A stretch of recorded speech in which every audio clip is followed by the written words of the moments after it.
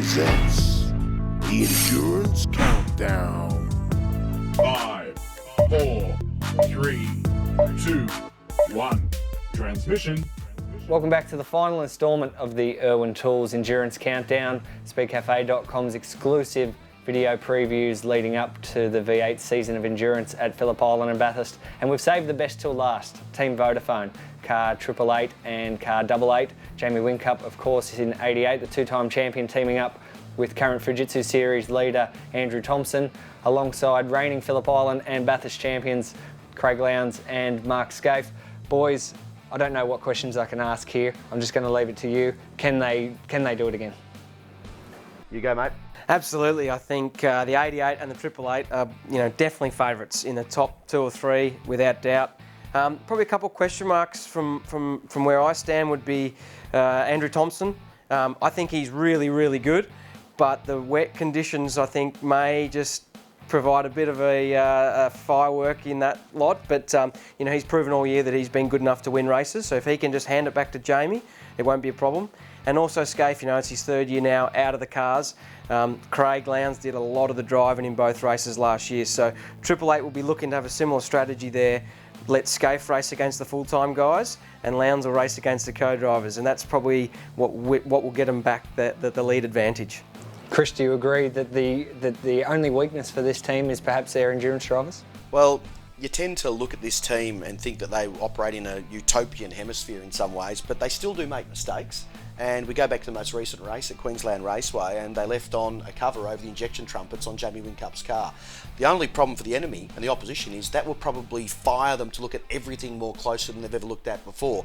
Kangaroos can jump through windscreens at that race at Mount Panorama, and last year we saw a faulty front splitter on the car of Jamie Whincup deny him a chance to win the race. So we're not looking for things to trip them up, but genuine form and on repeatability, Mark Scaife and Craig Lowndes, to me, I've just got slightly above Jamie Whincup and Andrew Thompson, and pay particular note to that mention of the wet weather capabilities. If it does rain up at the mountain, which it can do, but you can't go past them. But sometimes history repeating in exactly the same way it did the previous year, it's other variables that come into play, and that's probably what's against Scaife and Lowndes, just taking those wins for granted and doing it all again. They'll certainly head to the race as the red-hot favourites. Speedcafe.com caught up with the reigning Bathurst champion Craig Lowndes. It's going to be a great challenge for both Scaife and I. It's potentially his last race with obviously as an active driver, and we'd love to send him on his final boy voyage of obviously racing career on a high. So it'd be nice. It's something that he's very focused on. I'm very focused on, and look, who knows what can happen. Cars are going extremely well at the moment, which is fantastic. But of course, it's a long day. 161 laps around Bathurst is very, very long, and of course it comes down to team effort. 2 drivers working unison in together, and of course we did that last year. Hopefully again we can do it again this year. That was reigning Bathurst champion Craig Lowndes. He'll be teaming up with Mark Scaife, of course. Now that combination is the only 2 drivers who have won the race will be teaming up together. Jack, if that combination doesn't win, we're going to see a brand new Bathurst winner. Yeah, and it could well be the 88 with Thompson there. If Scaife and Lowndes don't win, there's going to be a new Bathurst winner, which is, for those people who like the history, that's pretty cool to think there could be a new winner on the top step. So I reckon the 88 is probably the best chance to take up that, but everyone else would probably disagree. Now I want to know exactly who is going to win. Chris, we'll go with you first. Who's going to win? It's tough, isn't it? I've got 28 variables there, probably narrowed down to 12 possibles and 5 likelies.